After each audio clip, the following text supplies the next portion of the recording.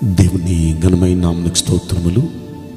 ఈ వాగ్దానం వింటున్న మీకందరికీ మన ప్రభువును ప్రియ రక్షకుడైన యేసుక్రీస్తు నామములో శుభములు, మా హృదయపూర్వకమైన వందనములు తెలియచేస్తున్నాం.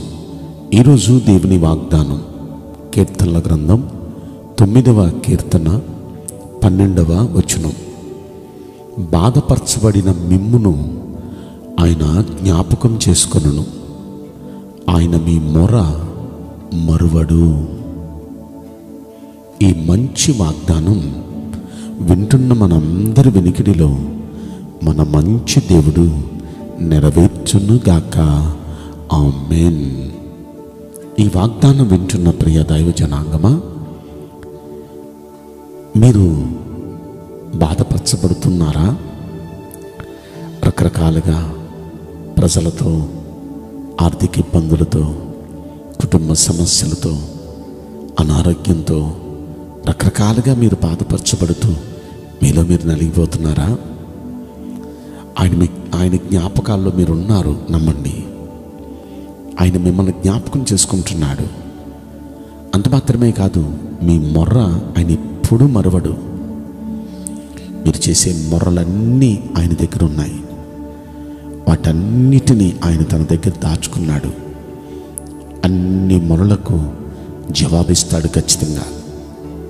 బైబిల్ గ్రంథాన్ని మనం పరిశీలిస్తే 146వ కీర్తనలో అక్కడ 7వ వచనంలో మనం చూస్తాం, బాధపరచబడు వారికి ఆయన న్యాయము తీర్చును అని. బాధపరచబడిన ఎవరికి న్యాయం తీరుస్తాడు? ఆయన్ని నమ్ముకున్న తన ప్రజలకు.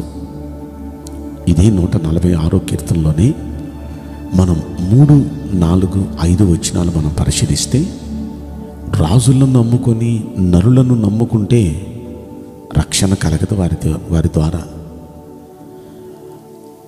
ఎవరికైతే యాకోబు దేవుడు సహాయుడుగా ఉంటాడో, ఎవడు ఈ దేవుడైన యెహోవా మీద ఆశ పెట్టుకుంటాడో అతడు అదృష్టవంతుడు. ఈ దేవుని మీద నమ్మకాలు పెట్టుకొని దేవుని మీద ఆశలు పెట్టుకున్న వాళ్ళు నిజమైన అదృష్టవంతుడు. ఎందుకంటే ఈ దేవుడు సామాన్యుడు కాదు. ఆకాశాన్ని, భూమిని, సముద్రాన్ని, అందులో ఉన్న సమస్తాన్ని సృష్టించినవాడు. అని ఎప్పుడు మాట తప్పడు. బాధపరచబడిన మీకు ఖచ్చితంగా ఆయన న్యాయం తీరుస్తాడు. మీ పక్షాన ఆయన వ్యాజ్యమాడతాడు. బైబిల్ గ్రంథంలో అక్షరాల జరిగింది ఇది. నిర్గమాకాండం 2వ అధ్యాయంలో మనం చూస్తే 23వ వచనం నుండి 25వ వచనం వరకు అక్కడ ఇజ్రాయేలీల గురించి అక్కడ మాట రాయబడి ఉంది. వారు ఆ వెట్టి పనులు, ఐగుప్తీయులు పెట్టిన వెట్టి పనులను బట్టి వారు ఎంతో కన్నీళ్లు కాల్చి ఆయన సన్నిధిలో మూలిగారంట, మొర్ర పెట్టారంట, ఎంతగానో వేదన పడ్డారు. వారి మూలుగులు విన్నాడాయన, వారి మొరలన్నీ విన్నాడాయన, వారి కన్నీళ్లతో చేసిన ప్రార్థనలన్నీ విన్నాడాయన. ఆయన జ్ఞాపకం చేసుకున్నాడు అన్నిటినీ. అంతకుముందు అబ్రహాం గారు, ఇస్సాక్ గారు, యాకోబు గారు వాళ్ళ భక్తిని జ్ఞాపకం చేసుకుంటూ వీళ్ళు పెట్టిన మూలుగులు, మొరలు విని వారిని ఆదుకోవటానికి వారి కోసం దిగి వచ్చాడు. నిర్గమాకాండంలో 3వ అధ్యాయంలో 7వ వచనంలో మనం చూస్తే ఆయన అదే మాట అంటాడు, ఐగుప్తులో ఉన్న నా ప్రజల బాధను నేను ఖచ్చితంగా చూచాను. పనులలో వారిని కష్టపెట్టు వారిని బట్టి వారు పెట్టిన మొరలన్నీ నేను విన్నాను. వారి దుఃఖం, వారి బాధ నాకు తెలిసే ఉంది. ఈ ఐగుప్తీయుల చేతుల్లో నుండి వారిని విడిపిస్తా, విశాలమైన మంచి దేశంలోనికి నేను వారిని నడిపిస్తా. అలా నడిపించడానికి నేను వారి కోసం దిగి వస్తున్నాను అని ఆయన దిగొచ్చాడు. వారిని అద్భుతంగా రక్షించాడు. అది మన గొప్ప దేవుని గొప్పతనం. ఈ రోజున మీరున్న బాధల్లో మిమ్మల్ని చూస్తున్నాడు. బాధలు తట్టుకోలేక మీరు పెడుతున్న మొరలు వింటున్నాడు. ఆయన అన్ని జ్ఞాపకం చేసుకుంటున్నాడు. ఎన్నాళ్ళ నుండి మీరు బాధలు పడుతున్నారో, ఎన్నాళ్ళ నుండి కష్టాల్లో మీరున్నారో, ఎన్నాళ్ళ నుండి సమస్యలతో మీరు నలిగిపోతున్నారో, వీటన్నిటినీ ఆయన చూస్తున్నాడు. అన్ని జ్ఞాపకం చేసుకుంటున్నాడు. ఆ బాధలు తట్టుకోలేక మీరు పెట్టిన మొరలన్నీ కూడా ఆయన మర్చిపోలేదు. వాటన్నిటిని కూడా జ్ఞాపకం చేసుకొని తప్పక అద్భుతమైన ప్రతిఫలం మీకు ఇవ్వబోతున్నాడు. అద్భుత కొత్త రీతిలో బాధలు కష్టాలన్నిటి నుండి మిమ్మల్ని విడిపించబోతున్నాడు. మంచి పరిస్థితుల్లోనికి మిమ్మల్ని నడిపించబోతున్నాడు.